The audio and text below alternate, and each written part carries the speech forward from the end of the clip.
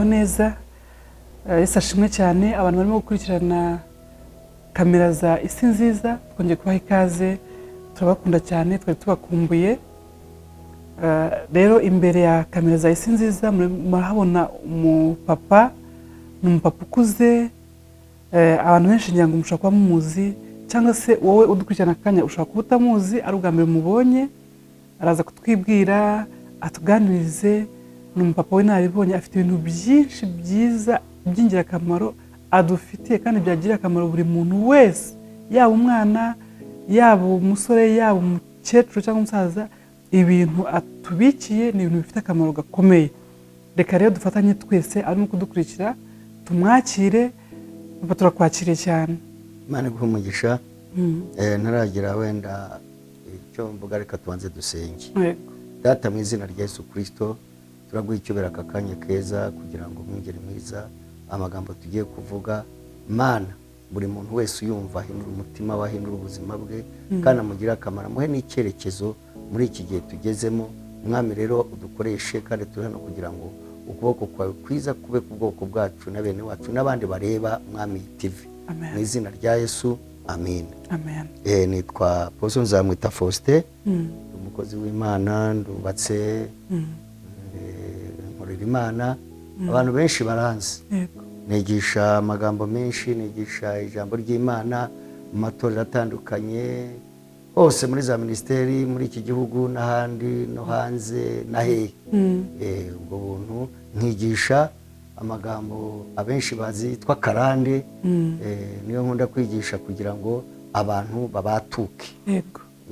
Ijambo ry'Imana ritubwira ngo Yesu Kristo yabwiye abayuda bamwemeye ngo bamwizeye, abayuda bamwizeye, ati nimumara kumenya ukuri, uko kuri kuzababatura. Nimumara kumenya ukuri, uko kuri kuzabatura. Ni ukuvuga nibamara kumenya Kristo n'uzabagira ate? Uzababatura. Noneho baranaburana, baraburanye batari ko kuki turi bene Abrahamu, turi abanyamugisha, mbega turi ubwoko bw'Imana, kuki twita kuvuga ngo uzatubatura kandi tutabaze, tutarimbata ya buri muntu wese. Hanyuma ubwo Yesu arababwira ati umwana w'Imana babatuye, niho mwamubatuwe by'iki? By'ukuri. Ni ukuvuga iki rero? Buriya Kristo atakubatuye ugomba kuba imbata iteka ryose. Rero Kristo yaje kutubatura, ariko atubatura mu byo twari tubatiwemo. Yesu ashimwe cyane. Ubwo rero ijambo ry'Imana ariko ritubwira Kristo niwe waje kubatura abantu. Ikintu cya mbere nkunda kwigisha za karande. Karande ni nacyo ngira ngo televiziyo impamagare kugira ngo tuyivugeho. Buriya abantu bafite karande, ariko benshi bakayiburanaho bakavuga bati ariko ibyo ari byo byose wenda turaza kubikomeza tubivuga, bati karande zaracitse, bati koko zaracitse, ariko nta muntu ushobora kujya mu ivuriro ngo akire keretse yivuje. Siko bimeze. Ni ukuvuga iki rero? Utari muri Kristo Yesu, na Yesu wanavuze ati umwana w'Imana babatuye abayuda bene Aburahamu, abayisire bene Aburahamu, bakomoka kuri Aburahamu. Aburahamu wabanye n'Imana imyaka myinshi, ariko ku gihe cya Yesu arababwira ati keretse umwana w'Imana bagize ate? Ababatuye, niho mwamubatuwe by'iki? By'ukuri. Kuvuga iki rero? Natwe twebwe baburanaga nibura bafite naho bashingira, kuko Aburahamu ntiyagize ibigirwamana keretse Seteri. Noneho twebweho rero ba data bakoze ibyaha, basogokuru barabanzwe, basogokuruza barabanzwe, aho dukomoka barabanzwe. Noneho rero muri iki gihe twizera Yesu, ni twebwe genera, kuko data jewe ntago yigeze akizwa, ntiyigeze amenya Imana. Sogokuru reka da, barabandwaga, baraterekeraga. Ibyo rero ni ibibazo bituma twebwe tubimbata cyane. Noneho tuje muri Kristo rero niwe watubatura, ariko nta muntu ujya mu ivuriro ngo akire ativuje. Reka nongere mbabaze ariko akanya gato kugira ngo noneho tugende neza. Umuntu, abagore baracyabyara bababaye, kandi Yesu yaraje. Abantu baracyapfa, kandi Yesu yagize ate? Yaraje. Nzi ko abantu bagipfa bakaraba. Ikintu Yesu yaje gukora, yaje kugira ngo adukureho umuvumo w'icyaha. Wenda kambaza akazo kamwe, ni ukuvuga ngo tutaragira kure, buri muntu wese afite karande, cyangwa hari abazigira n'abatazigira? Abantu bafite karande bose, ahubwo ziratandukanye. urumva neza hari karande zitandukanye kuko buri muntu wese afite imana uko yayisenze. Reka mbanze mbena gusubira inyuma. U Rwanda urebye abanyarwanda benshi bafite karande. Uti kubera iki kuva mbega ndabanza no kukubwira karande ubundi zizanwa niki? Yego. Sicyo cyiza cyakabaye cyiza. Gose no kumenya karande niki. Karande izanwa niki cyangwa karande niki? Yego.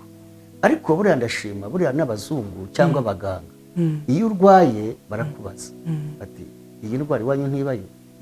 Burya hari indwara zikurikirana bakabyita mbega ngo ni uruhererekane rw'amaraso bloodline. Ariko urumva ni ikintu bo barabyemera. Ni ukuvuga iki rero? Ibintu byinjiza karande ni ibintu byinshi ndaza kubibabwira. Ikintu cya mbere ni ugukorera ibigirwamana. Ni ugukorera iki? Ibigirwamana. Gukorera ibigirwamana byinjiza karande.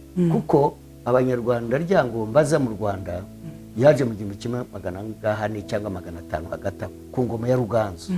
Noneho baramwakira avuye Bunyoro nubwo ari umunyarwanda burya. Bahera ko baramwakira baramukorera. Haciye imyaka nka 200 amaze kuza ryangomba yatakiriho imboga yaramwishe Ruganzu atakiri urumva imyaka 200 ni myinshi ku ngoma y'uwitwa Mutarase Mugeshi mu 1600. Noneho bahera ko bavuga yuko bagomba kumukorera kuko basezeranye nande na Ruganzu. Yego. Uwo munyorore ni n'umunyoro kuko aturuka kuri Lake Duwat. Yego. Bahera ko u Rwanda rwose umwami ategeka ko ngo habayeho indwara abantu bararwara barabaza batese niki gituma abanyarwanda barwara inka zigapfa habaye ibibazo ki mu 1600 ku ngoma y'umugabo witwa Mutarase Mugeshi. Yego. Ni ukuvuga iki rero bari barasezeranye na ryangomba uko yuko abanyarwanda bose bagomba kubana. Bagomba kugira gute? Kubandwa no gukora amahano, kubandwa no gukorera shatani, kubandwa no guhemuka, kubandwa n'ikintu kibi cy'abantu barimo banavuga batazi icyo bakurikiza. Yesu ashimwe cyane. Abundi abanyarwanda mbere na mbere bakoraga Imana rurema n'abasekuru bakabaha inzoga bakajya guterekera ariko kubandwa byazanywe na ryangomba. Urumva neza? Icyo bituma imiryango y'abanyarwanda itangira kuzana karande mbi n'imivumo mibi kuko babaga babandwa bagahiga imihigo bakavuga tuzagukora ryangombe tuzagukora utazagukorera ntakiri umuruho ntazakirimo azapfe azatinda hara buryo. Ariko urumva barabihize ibyo bintu bikagenda bikurikirana abantu kubera iki?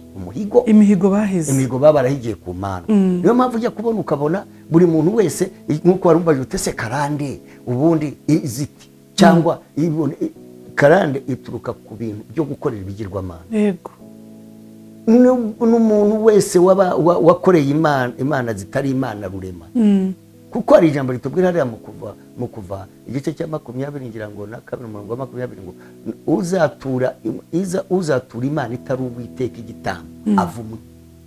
Kandi imandwa zabaga zishaka igitambo cyitwa ikimasa, inka y'ingumba, ibiki n'ibindi byinshi. Noneho abanyarwanda batangira kubandwa kuva mu 1600 ariko nk'ubwiye imandwa ukuntu bazikoraga wavuga n'abazibayemo abakuru babyeyi bacu batinyaga kukubwira uko babandwaga kuko n'amahano niho umuntu atinyuka zibuka akamuvuga mu izina kinyarwanda byaratinyaga niho umuntu hamagara nyina mu izina uko ngaruko ngamagara mama niho umuntu n'amahano nta muntu wabivuga ngo yongera bisubira n'abantu batekereza ngo urabizi ngo kubandwa ngo njya numva bamwishi babivuga ntago bazi ikintu cyitwa kubandwa kuko no gukora shatani neza ibyo nibyo bizana umuvugo icyo ni cyambere kuko ijambo ry'Imana ritubwira soma we nasomera muri Yeremiya ndashaka kubabwira uko umuvumo ikibuza soma amaganya Yeremiya igice cya 5:7 na Yeremiya 32:17 haravuga ngo yewe mwami Uwiteka dore niwe waremesheje ijuru n'isi ububasha bwawe bukomeye n'ubwoko kwawe kurambuye nta kintu na kimwe kikunanira ugirira imbabazi abantu ibihumbi kandi uhanira abana ibyaha bya base hanyuma yabo hanyuma yabande yabo yabase batakiriho hanyuma yabo ongera usome amaganya ya Yeremiya igice cya 5:7 haravuga ngo ba data bakoze ibyaha kandi ntibakiriho bakiriho natwe twikoreye ibicumuro byabo urumva neza buriya icyo ni ikintu cya mbere kizana umuvumo. Buriya njya ntangazwa ababyeyi b'abagabo bakora ibyaha, ndabibabwira ni bene wacu ni n'abanyarwanda. Buriya tugomba kwitonda cyane, kuko Bibiliya tubwira ngo ba data ntabwo ari abagore, si ba mama, ngo bakoze ibyaha nyamara ntibakiriho. Irindi jambo rikatubwira mu Kuva igice cya 34 umurongo wa 7 riravuga ngo ndi Imana ihana abana gukiranirwa kwa base, nkageza ku buzukuru n'abuzukuruza n'ubuvivi inshuro enye. Kwa base si ukwa bande, kwa banyina si ukwa banyina. Buriya ari umudamu uri Apostle Mignone muramuzi, yakunda kuvuga ngo umugabo mu ihema, umugore mu ihema n'umugabo ku marembo. Yego. Buriya ni ukuvuga ngo ikintu cyitwa ku marembo naho imivumo winjira, ntabwo winjira mu ihema. Yego. Ariko ngo abagabo muki mu marembo, ni ukuvuga ngo umugabo iyo atitwaye neza uravumishwa abana bawe. Yego. Uravumisha umuryango n'abazagukomokaho bibihe bine, imiryango ibisekuru bine. Ndi Imana ibana abana 3 ngo ndi Imana ihana abana gukiranirwa kwa base n'abuzukuru n'abuzukuruza n'ubuvivi, kugera ku buvivi. none rero najya kubaza, nkashaka kubaza ese ubu turabakangahe batwebwe? Jewe data yapfuye atari n'umugaturika nibura, atari n'umusengamo nibona gakeya, ariko urumva neza sogokuru we babaga dipu mu Mana n'abasogokuruza n'abandi, kuko nta n'ubutumwa bwari bwaza. Yesu ashimwe cyane. Hariho ububyutse bw'Imana, kuko kuva mu 1600 abanyarwanda bose barabanzwe, biraza bigera igihe gaturika yinjiye mu Rwanda mu 1900. Urumva imyaka magana gahe barakoraga iki? Barabandwaga bose. Yego. Urumva neza, icyo ni ikintu cya mbere kizumu. Ba data bakoze ibyaha, ariko ntibanakinariho. Ibyo ntacyo bitwaye nubwo batakiriho, ariko twebwe twikoreye umuvumo wabo. Icyo ni ikintu cya mbere cy'abantu batazi. Ariko icyo shaka kubabwira, iki nkuru nziza muri Kristo Yesu biracika. Ariko iyo bimenye, Yesu yababwiye nyine nkuko twigeze kuvuga, abwira abayuda bamwemeye ngo nimumara kumenya. Icyo nicyo kintu cya mbere kinabanza gukura umuntu mu muvumo, nubwo wenda ntarababwira uko umuntu ava mu muvumo. Ibyo byo tuzabivuga ikindi gihe, ariko ndababwira kinjiza umuki mu muvumo. Ikindi ni isezerano. Ginjiza iki? Umuvumo. Simbabwiye ibyo ba data bakoze bibi. Icya kabiri ni iki? Ni isezerano. Hari ikintu cyitwa isezerano. Buriya abantu bakinisha ikintu cyitwa isezerano. Reka dusome muri Samweli, ngeze ku cya kabiri cyitwa iki? Isezerano. Muri Samweli wa kabiri igice cya 21 umurongo wa mbere. Haravuga ngo ab'i Gibeyoni bihorera, ngo bukeye ku ngoma ya Dawidi hatera inzara imara imyaka 3 uko yakurikiranye. Uko yagize ate? Uko yakurikiranye. Urabyumva neza? Ndavuga ku isezerano. Ikinjiza undi muvumo ni iki? Isezerano. Uza ko icyo wigeze kumbaza utese umuvumo bundi usu, ntabwo abantu bose bahuje imivumo kubera isezerano. Yego. Uko wasezeranye n'Imana siko nasezeranye nazo. None se uko usenga niko nsenga. Nsenga ibyanjye. Hari usenga ati Imana mpa abana, hari usenga ati abana bo ndabafite reka mpumugisha inzu, undi akaba afite inzu uti Imana nkizi ndwara ubu yararwaye. Ariko buri muntu wese afite iki? Isezerano cyangwa afite umuvumo murondora, kuko buri bwoko bwose dufite.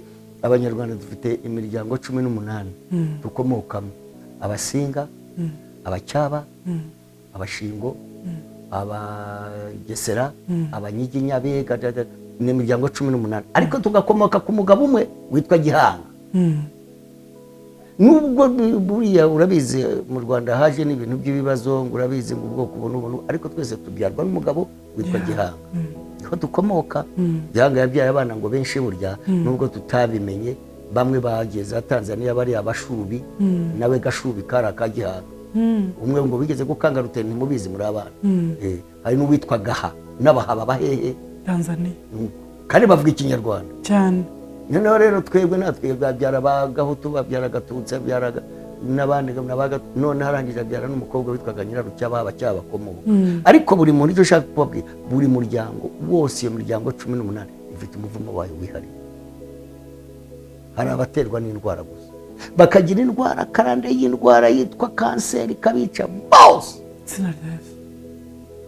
Ukabanya ngo sengishwe na kanseri nawe izagutera kwiba. N'abaganga barabivuga bati ni uruhekane rw'amara. Iyo umuganga ajya kugura ati wanyu ntibibayo izi ndwara, hari za diabete, hari abandi barwara ibifu, igifu kikamuheta umugongo, bakavuga cyangwa umutwe, yakarwara umutwe,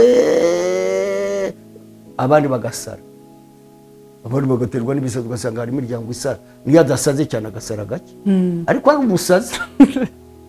Which means buri nzu ifite ibyayo, abandi bagakenyuka, ntagire urenga imyaka 40, ubwo akaba yaramye cyane, abandi 30.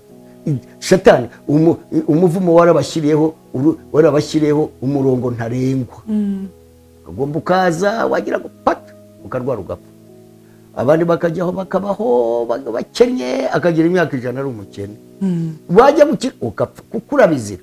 Njya nkunda kwigisha ikintu cyitwa umwuka wishyuza. Umwuka ugize ute? Wishyuza. Rero izi mandwa zibayeho zirishyuza, kuko abanyarwanda muri iki gihe njye nabibabwira bene wacu, ndi umunyarwanda, ndi ubwoko bw'abanyarwanda, turi bene wa n'abavandimwe abatubwiriza. Ariko icyo nshaka kukubwira, izi mandwa umukobwa wacu pastor, umukobwa wacu ziratwishyuza. Zishyuza iki? Nta munyarwanda warongoraga ngo arongorwa atabandiwe, nta munyarwanda wateraga imbere ngo atunge atabanzwe, nta munyarwanda waramaga atabanzwe, nta munyarwanda. Mbega ugasanga niyo mpamvu muri iki gihe hari nka generation nshya mubizi ibyo uravuga, ariko uriya musaza arimo aravuga iki, ariko inyishyuzira mwishyuzwa n'ubundi ku mandwa babyitaga kumara imanza. Kumara iki? Urumva baba ufite urubanza rw'imandwa rwa Ryangombe, buri muntu wese arishyuzwa. Niyo mpamvu ujya kubona gitifu, hari gitifu ngo bavuze ati dusezeranya abakobwa, dusezeranya abageni 30 tugatanya 60. None abantu bagatekereza ngo abantu barapfi, barazira umwuka ugize ute? Wishyuza. Ubishyuza. Ibyo tuzanabyiga igihe kirahari. Urabishyuza ariko ndakubwira ngo kuva kuri gihe n'inyuma aho badata nta warongoraga ngo arongorwe atabandiwe, atatambiwe igitambo cy'ikimasa. Bati imandwa ziteze, bati tugiye gusaba kwa runaka turejeje, imandwa zireze ni mubashyingire. None turahurira muri Kigali, mukigana mu university muri Iraq, mugahurirayo mugagira, kandi nta bitambo bigize bite, nta mandwa zakoze zemeye, kandi hari ibyishyuza. Ibyumweru 2, ibyumweru 3, ibyumweru 4, amezi 2, ndashaka divorce. Izi divorce mwibwira ko ari ziki? Mu Rwanda mwibwira ko zivuze iki? Zirazira umwuka ugize ute? Wishyuza. Umuzimu wishyuza. Urabishyuza ariko n'imihigo soma aho ngaho. Urabishyuza. Soma kuri iryo sezerano. Muri Samweli wa 2:21 ngo bukeye ku ngoma ya Dawidi hatera inzara imara imyaka 3 uko yakurikiranye. Dawidi asobanuza Uwiteka. Uwiteka aravuga ati bitewe na Sawuli n'inzu ye y'abicanyi, kuko yishe ab'i Gibeyoni, maze umwami ahamagara ab'i Gibeyoni arabibabwira, kandi ab'i Gibeyoni ntibari abo mu miryango ya Israheli, ahubwo bari abamori bacitse ku icumu, kandi Abisiraheli bari barasezeranye nabo. Ariko Sawuli yashakaga kubica abitewe n'ishyaka yagiriraga Abisiraheli n'Abayuda. Dawidi abaza ab'i Gibeyoni ati mbagirire nte? Natanga ikiho impano kugira ngo musabire gakondo y'Uwiteka umugisha? Reka twumve. Yesu ashimwe cyane. Ndi ku isezerano, kuko ntabwo uzi isezerano sogokuru yasezeranye n'Imana. Urabizi? Ntabwo uzi isezerano banyagusenge basezeranye. Buriya nari ndimo mbabwira karande burya ntabwo zisa, arabagwa ku mpanuka. Usanga umuryango n'impanuka gusa, yishe umwe yica 2 yica 3, bakagira ngo ni ibintu byo gukina. Ni isezerano batahigwe, ni umuhigo batagize batahiguye, irabica ariko none hari umwuka wishyuza. Urabishyuza. None se iyo umuntu akijijwe cyangwa ntiwishyura ideni ry'abandi mu iduka, urishyuza. Hari abo biteza impanuka, hari abateza abakobwa ntibarongorwe, akabaho ngaho akamara imyaka 40 araho. Hari abatereza umuvumo bakabatereza gushaka, yagera mu rugo agatana. ibyo byose ni birebire ni byinshi ariko uyu mugabo icyo nshaka kukubwira umwami Dawudi burya mu Bisirayeli habanje umwami witwa Sawuli siko bimeze noneho hari isezerano abayisiraheli basezeranye igihe bavaga mu Misiri bahura n'abagabo bitwa abagibiyoni mu murongo wa 9 Joshua arababeshya abagibiyoni barishushanya murabizi ibyo byanditswe barabizi babeshya abisiraheli bati twebwe turi abantu baturutse kure nimudufashe rwose dusezerane n'isezerano ko mutazahatwica dore tuzanye n'amaturo tubatura ariko mutureke noneho ngo ntibabaze Uwiteka bakira ibyabo basezerana iki ko batazabica kandi bari abanyamahanga kandi bari barabwiwe n'Isiraheli ko n'Imana bazajya babarimbura ariko ikosa baza gukora ikosa rimeze neza bakorana isezerano ngo batabajije Uwiteka isezerano uko risa kose ureke kubaza Uwiteka ureke kugira gute iryo riba ryafashe usezeranye n'Imana usezeranye na Nyabingi musezeranye na za Nyaburezi zo mu Gisaka zose ziragufata kuko isezerano rifite imbaraga uko bisa kose uko usakoza burya Shatani agendera ku isezerano Imana nk'uko igendera kuki ku isezerano burya Imana ihora ivuga iti nibutse isezerano nasezeranye na Abrahamu na Isaka na Yakobo ihora iryibuka nanjye n'Imana navuga iti nibutse isezerano uba abana bacu baza nibutse isezerano nasezeranye na Florence nibutse isezerano nasezeranye na Nzamwita kubera iki niko Imana iteye n'abazimu niko bateye na Shatani niko ateye yibuka isezerano abagibiyoni barabashuka noneho Sawuli ari abumwami abaye umwami kubera uburakari ukuntu babeshye inde babasezeranye ko batazabica ibyo niko banasezeranye ntituzabica tuzabana nawe bibuka bati kuki mwatubeye azaga isezerano ntabwo Samuel yari ahari aravuga ati wi twasezeranye ntabwo twagira dute twabica kuko twakoze iki twakoze isezerano ntabwo twabica ahubwo kugira ngo bazaba bashenyi b'inkwi babe n'abavomi b'amazi mbega babapagasi babimbataza ariko batagize bate batabisha igihe kiragera rero Sawuli kubishyaka ry'Imana amaze kwima ingoma arangije aravuga ati bari abagibiyoni ukuntu bashutse mwene wacu Joshua nzabica batangira kubica abisha Imana iranabyihorera haciye Dawudi ari kuko ngo ku bagibiyoni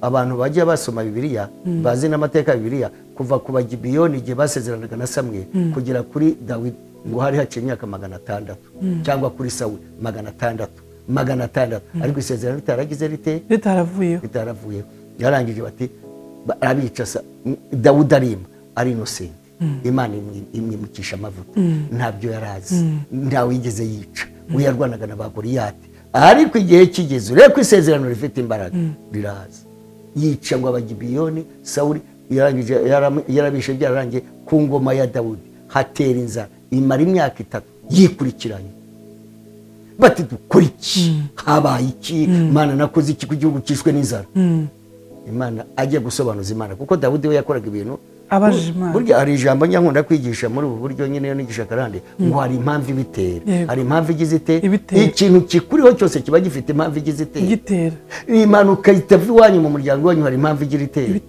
kutabyara kw'iwanyu cyangwa kubyara igitsina kimwe burya hari impamvu igize itera burya kurwara ibicuri kw'iwanyu hari impamvu igize itera haba hari ikintu kibyishimo burya gukenyuka kw'iwanyu kudatera kurama bituruka hari impamvu igize itera burya iwanyu kubona mudatunga ngo mutunganirwe mugire umugisha nk'abandi hari impamvu igize itera ariko ikibazo abantu bajyana basobanuza Imana baba mu rusengero bagasimbuka babaza n'iki kintu kitamvaho n'iki kintu kidahinduka hari impamvu ibigize ariko Dawudi yari afite ubwenge baza kuki ibi bintu inzara y'iminsi 3 atuyari inzara 3 imyaka 3 twakoze iki Imana iramubwira ni isezerano abayisiraheli basezeranye n'abagibiyoni kutabica none Sawuli yarabisha none bigende bite Imana iti kugira ngo nkuri inzara nimubahamagara bo kwa usari nimubaza abagibiyoni icyo bashaka Dawudi arababaza ati mbakorera iki kugira ngo duheshe umugisha muduhagira ngo dusabire igihugu cy'Uwiteka umugisha n'iki mwakora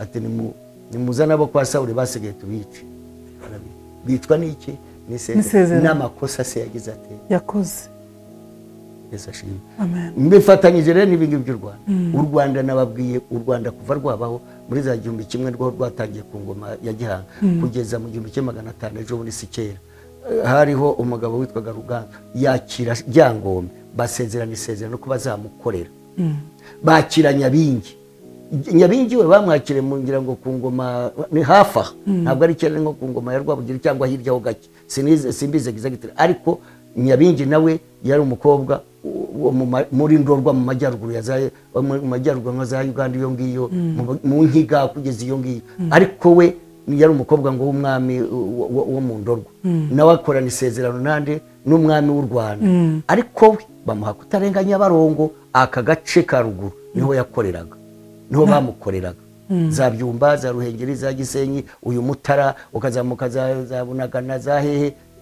kugeza iyo no ruguru yo mu Bakiga niho Nyabingi yabaga we ntarenganya Barongo kuko muri ibyo bice bya za Gitarama za hehe iwacu muri za Nyanza nta Nyabingi ubaye za Bugesera nta Nyabingi zabagayo ariko handi muri ibi bice bakorera Ryangombe bakorana na Nyabingi kuko no bakoranye isezerano Nyabingi isezerano bwo kutarenganya Barongo ariko ruguru bamukorera bamuture Yesu ashimwe cyane Ryangombe rero nawe bamuha igihugu cyo aciye ngo imyaka 200 bari maze gusezerana Ryango na Ruganzu yarapfuye Ryangombe arapfa kuko yaje afite imbaraga z'umwijima ari nk'umuntu ariko bo bavuga ngo avuka mu bwoko bw'abacwezi abacwezi bigeze gutegeka iyi sari niko bavuga mu mateka rikitwa Bacwezi Empire empire y'abacwezi yigeze gutegeka isi muri za 1100 muri za 800 muri za 1100 gahe yigeze gutegeka abacwezi niho Ryangombe yakomokaga niho akomoka mu bwoko bw'abacwezi bavuga ngo bararigise ariko abacwezi wajya kureba ugasanga na bamarayika bagomye baje kwisi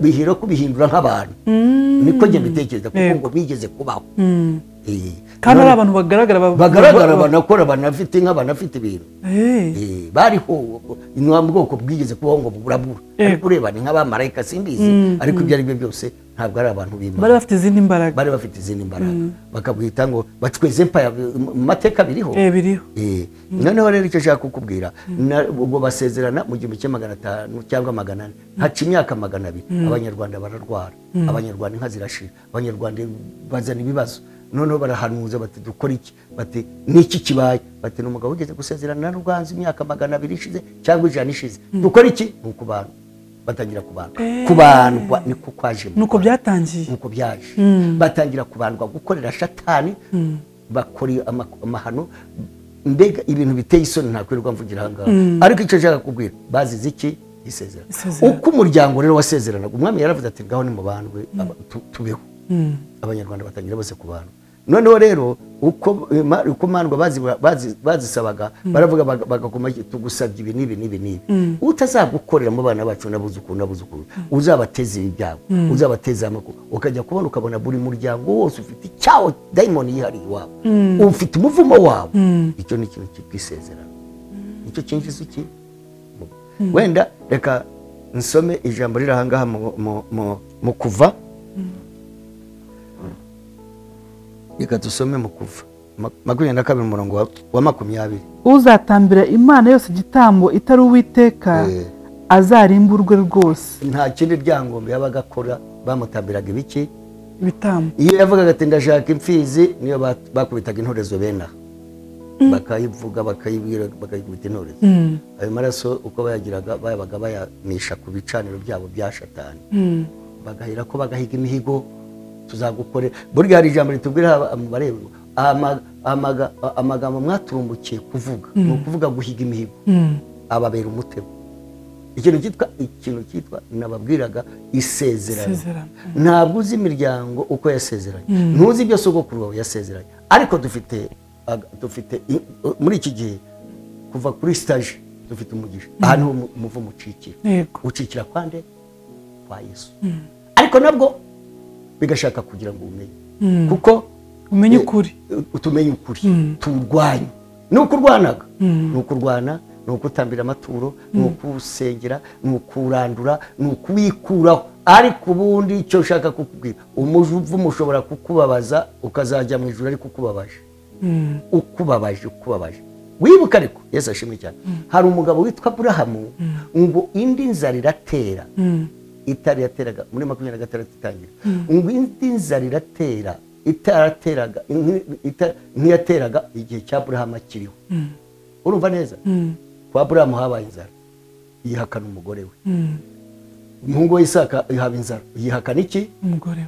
Urumva burya karande y'iwabo Abrahamu yabyaye abana babiri, ariko aza no kubyara batandatu kundi mugore witwa Ketura. Ariko Isaka nawe yabyara bangahe? Babiri. Umuvumo waciye ku mugabo witwa Yakobo, arwana na marayika burinda kugira gute? Gucyo. Arindira kumuvuna iki? Imbavu cyangwa itako. Niho yabyaye abana 12 bitwa Isiraheli, ariko abandi ntibitwaga Isiraheli. Ariko nabwo muri uko kurwana yamuhinduriye izina. Yamuhinduriye izina.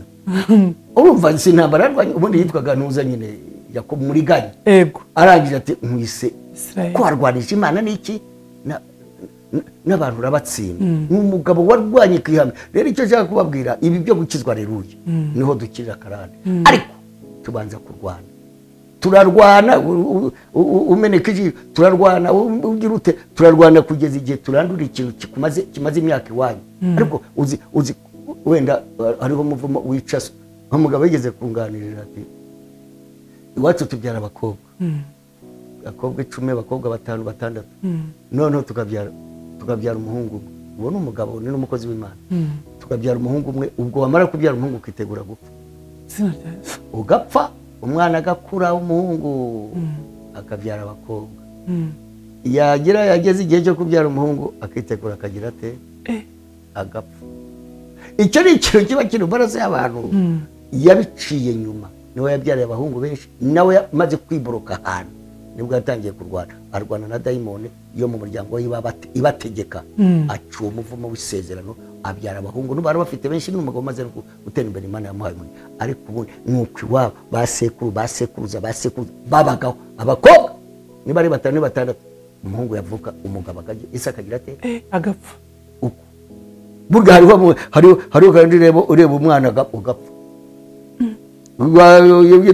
Mbega buri muntu wese afite.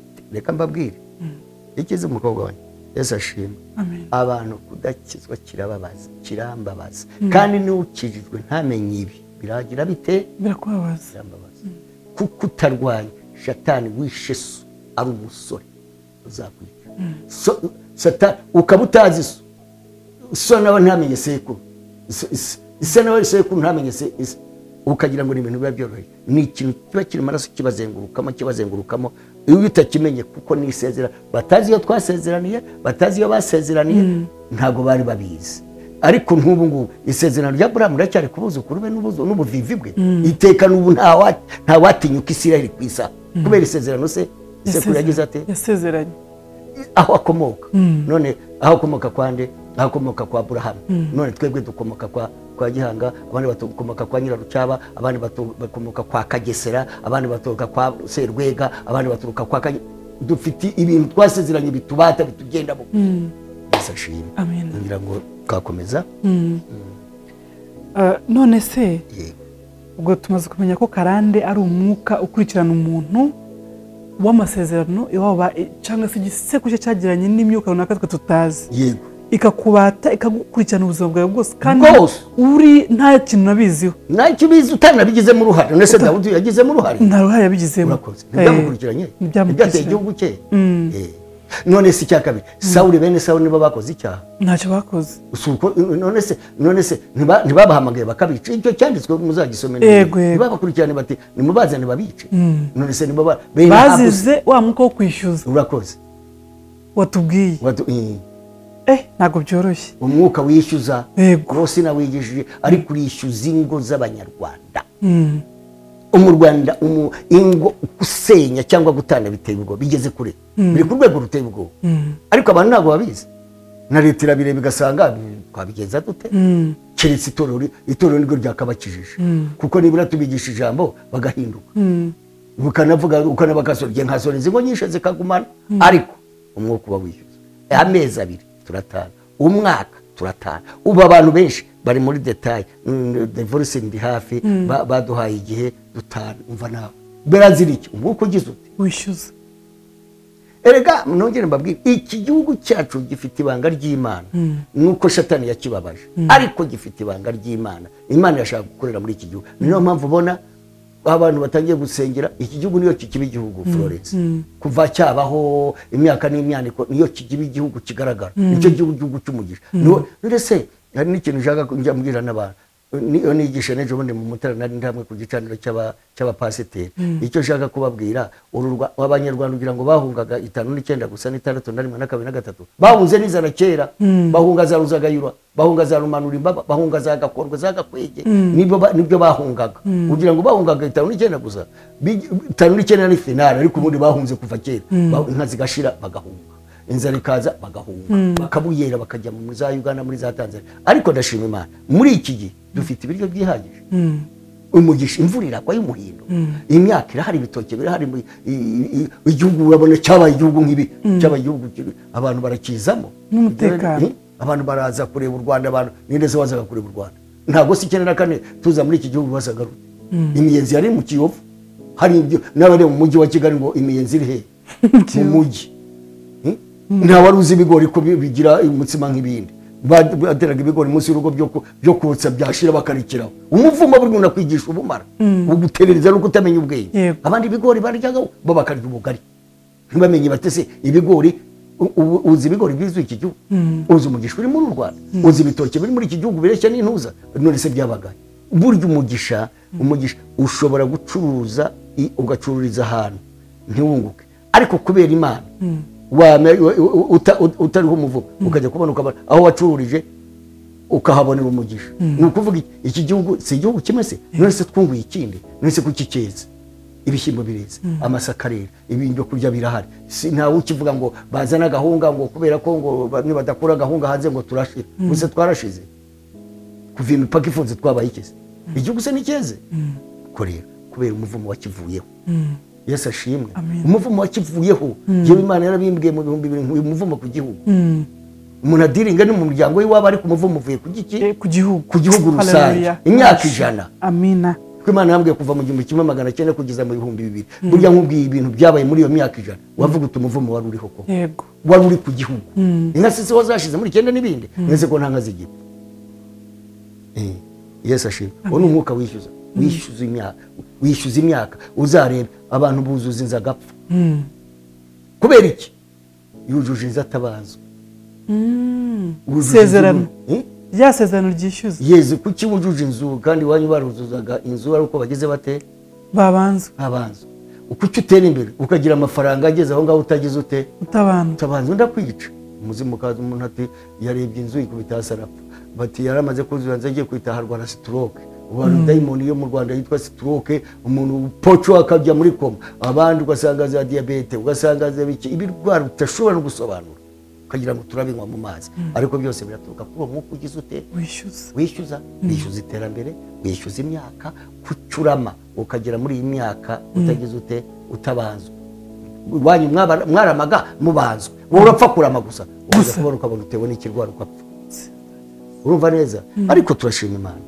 Yesu ashimwe amina wenda turimo tunasoza ngira ngo hari ikindi kibazo tuzakomeza turebe ijambo ry'Imana tuzakomeza tubiganire kuko iki kiganiro ni kirekire kandi kuko mbabwiye ikiriza Karande ariko ibindi tuzabwira nuko umuntu abisohoka nuko umuntu abisohoka nabyo birahari iki kiganiro kumva kugikatinga bikomeye gusa hari icyizere ko umuntu ashaka izo Karande zose ashaka kuzita ziracika umuntu agasigara yewe umba amaze imyaka 10 mfuye kuko nta muntu w'iwacu urenga imyaka 55 kirazira kiretse data wenyine nawe nuko yari yaragiye mu mahanga ngira ngo ibicaniro biramubura bya bicaniro kuko nzabigisha n'ikitwa ibicaniro kuko naryangombe babaga bamucanira igicaniro na data imyaka 55 yageze mu Rwanda ngira ngo abazima baravuga bati mbega uyu mugabo yagize imyaka 80 ate ahera akora iminsi ariko 5 ni ntarengwa y'iwacu arengwa ariko nageze muri 5 mu 2012 niho nari ngize imyaka 55 ngiye ko numva ndwaye hepatite C nanirwa kurya nanirwa kuvuga nanirwa kugenda mbaho nanuka akadakaza ariko Yesu arankiza sinaniteje ishinge Yesu yarambwiye ndagukirije nta muntu w'iwanyu waramye wowe uzarama amina ndaho ubu ni imyaka y'inyongeza Imana yamaye ubundi 5 ntawe uyirenge wacu mbone ndaho amina Yesu ashimwe abandi ugasanga ni birebire yari abana babiri agapfa agasigara ni kuri wacu data yatubye turi babiri muri umuntu wanjye agwa mu ntambara yo za Uganda muri za Ruweru ujya wumva sogokuru data bari babiri umwe agwa i Bujumbura basogokuru bari babiri umwe arapfa asigara umwe ariko Imana kuva nizeye Yesu Kristo nk'umwami n'umukiza 8-7 niho nakijijwe mfite abana 10 mfite abuzukuru amina nagingirane kubera amaraso yande ya Yesu ariko no kubimenya tuzayibabwira niki gikuru umuntu mu muvumo niki gituma umuntu abahoka akaba nkuko Yesu yabwiye abayuda ati ni mu umwana w'Imana aba batuye niho mwaba batuye byiki Yesu ni ubatura nta wundi si idini si tekinike si ukubyanga bizagufata gusa kuko nta muntu ukunda gupfa nta n'umuntu ukunda kubaho nabi ariko daimon iragufosinga ukakugira nabi umuvumo uragufosinga ugakoresha ibyo udashaka ukabaho nabi umuntu akabyakira agatuza kandi haba hari impamvu ntabwo byoroshye none dusoza wenda kugira ngo tutaza kurambira abantu tuzakora igice cya kabiri yego abantu badukurikira mwihangane tuzakora igice cya kabiri kino kiganiro tugisoze neza amen ariko mu by'ukuri umuntu akijijwe niba bihagije ko batandukanye n'iyo karande oya biba bishaka nakubwiye nta muntu ujya kwa muganga akira ativuje kwa Yesu niho tugira dute dukirira twivuriza ndakubwira ngo mpanganye na karande ziwacu imyaka ningahe rero iyo ushaka kukubwira muri Yesu umuntu arabike kuko ni nacyo cyamuzanye yaraje kugira ngo intama ze zibone ubugingo ndetse bwinshi ariko ushaka kugira kondisiyo ugenderaho kugira ngo ubatuke ushaka hari amahame urumva neza erega n'abisirayeli Imana yarabibabwiraga irabwira ngo nimuramuka mwumva Uwiteka Imana yayo mugakora iby'amategeko abategeka muzamera mutya ariko nimwanga muzabona ibi kuko simbigije n'ikinjiza umuvugo no kugendera mu byaho uri mu rusengero nacyo kinjiza umuki kuba waramenye Imana ukagira ugakora ibyaha Dawudi ntiyarazimana ko yavumwe Dawudi se ntiyarazimana none se ntiyasambanye na Mukantuza Mukawuriya ni Mukawuriya ntabwo abana be bakoze bahere ko bakicana Amunoni agakira Tamari Abusalomu akica Amunoni umuvumo ukinjira kwa Dawudi umwana abana be bagapfa abana be bakicana abagore umuhungu akabajyana mu ihema akabazamanya ku manywa none se ubundi atarakora icyaha hari cyari cyarabaye kuri Dawidi mujye mumenye ibi bintu abantu bajya mu gakiza bagakiniramo nabyo binjiza umuki Imana Yesu yigeze gukiza umugabo ngo w'impumyi yamusanze ku kintu ari ikimuga aramubwira ati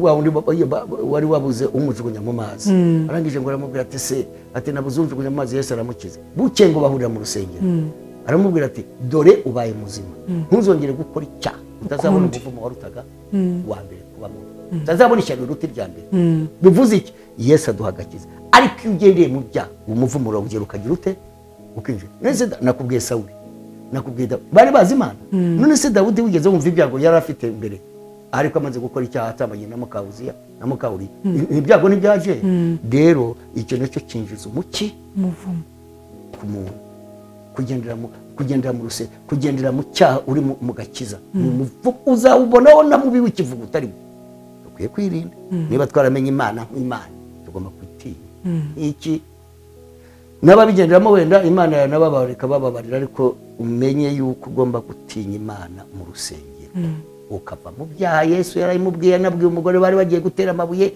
genda nawe ntayukwishe nange singucire bite ariko ntuzongere gukora iki ukundi cyaha ukundi cyo nacyo nikizizo mwakoze cyane reka tukubohore ariko dusazanyije ko tuzakora ibindi bice byinshi turahari iri somo rikarangira ushaka kugira ngo bene wacu bamenye ukuri uzabature nkuko twese tubatura Imana ibahe umugisha amina abantu baradukurikiranye rero Yesu abahe umugisha naho utaha tsongera tumugarure Imana iduhane umugisha